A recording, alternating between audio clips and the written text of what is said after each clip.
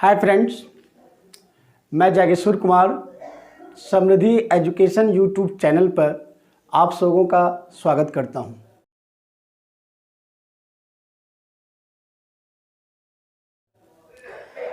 Class 10th के mathematics series में height and distance चल रहा है।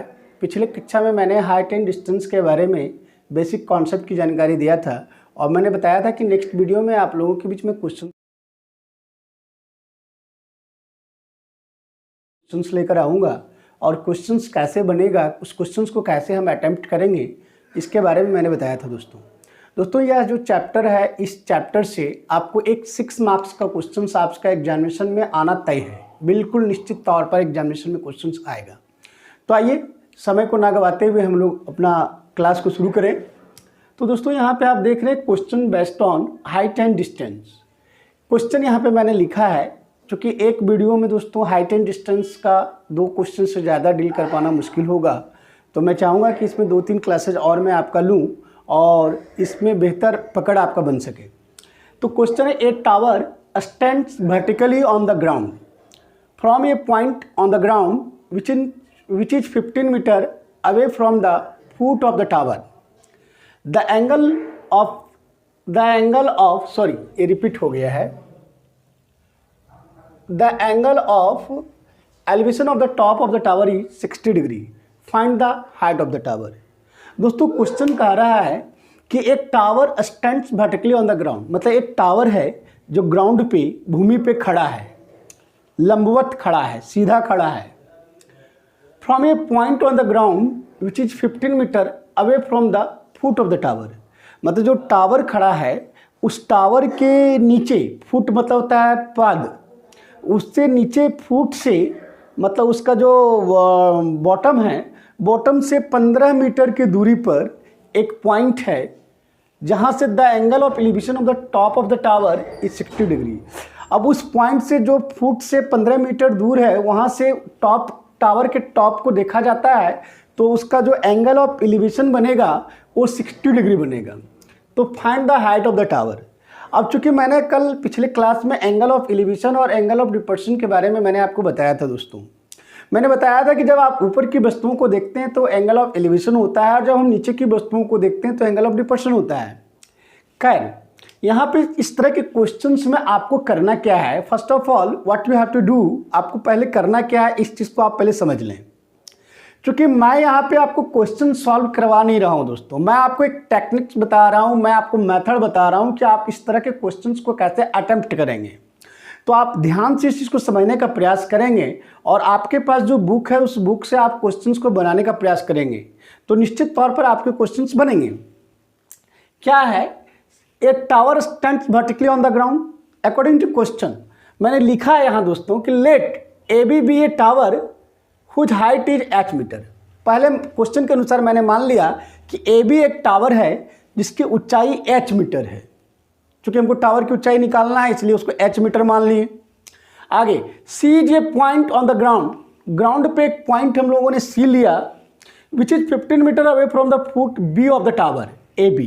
जो टावर ए बी है उसका फुट जो है वो बी है, पाद जो है वो बॉटम जो है बी है। यहाँ से 15 मीटर दूर एक पॉइंट सी हमने लिया और जिस चीज़ को मैंने फिगर ड्रॉ किया उसी चीज़ को मैंने यहाँ लिखा है। तो अब इसके अकॉर्डिंग हम लोग लिख सकते हैं BC बराबर मेरा 15 मीटर आएगा। तो BC हमने 15 मीटर लिख लिया। अब यहाँ पे अकॉर्डिंग टू क्वेश्चन मैंने लिखा है दोस्तों ATQ, मतलब अकॉर्डिंग टू क्वेश्चन। क्वेश्चन में बता रहा है, क्या बता रहा है कि the angle of elevation of the top of the tower A, जो टावर का टॉप A है उसका angle of elevation from point C से टावर के टॉप A का एंगल ऑफ एलिवेशन 60 डिग्री है, जो कि मैंने यहाँ लिख लिया। अब आप ये फिगर देख रहे हैं, फिगर ये आपका जो है एक राइट एंगल ट्रायंगल है दोस्तों। क्योंकि जो टावर जो खड़ा होगा वो बिल्कुल 90 डिग्री पे खड़ा होगा, क्योंकि वो टावर खड़ा है भूमि पे।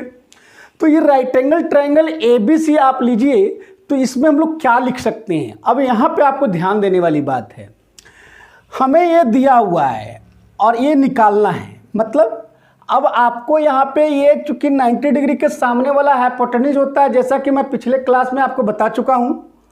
अब ये थीटा है 60 डिग्री, इसका सामने वाला परपेंडिकुलर, और ये हो गया बेस। अब जरा आप ध्यान देंगे, मुझे परपेंडिकुलर निकालना है और बेस दिया हुआ है, मतलब परपेंडिकुलर और बेस में रिलेशन किसका होता है, tan का। क्योंकि tan थीटा बराबर होता है P/B, मतलब हमको यहाँ पे B दिया हुआ है, P निकालना है, तो अगर tan का रिलेशन अगर हम लोग ले लेते हैं तो हम इजीली उसको निकाल सकते हैं।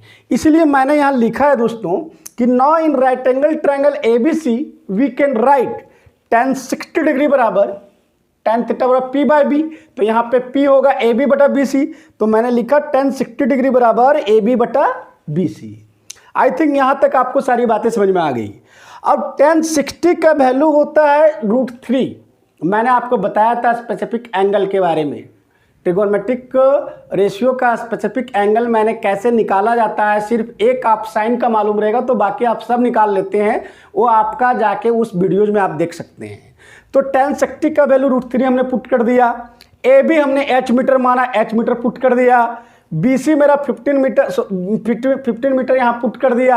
अब देखो मीटर मीटर कट गया दोस्तों, अब इसको हम लोग क्रॉस मल्टीप्लाई करेंगे, तो चूंकि h को जब 1 से मल्टीप्लाई करेंगे तो h आएगा, और 15 को √3 से मल्टीप्लाई करेंगे तो 15 √3 होगा, यानी इसलिए हाइट ऑफ द टावर चूंकि h माने हैं इसलिए 15 √3 मीटर हो गया। ये आपका हो गया आंसर। तो इस तरह के क्वेश्चंस में आपको पहले करना क्या है कि जो क्वेश्चंस आपका दिया गया है according to question, first of all you have to draw the figure.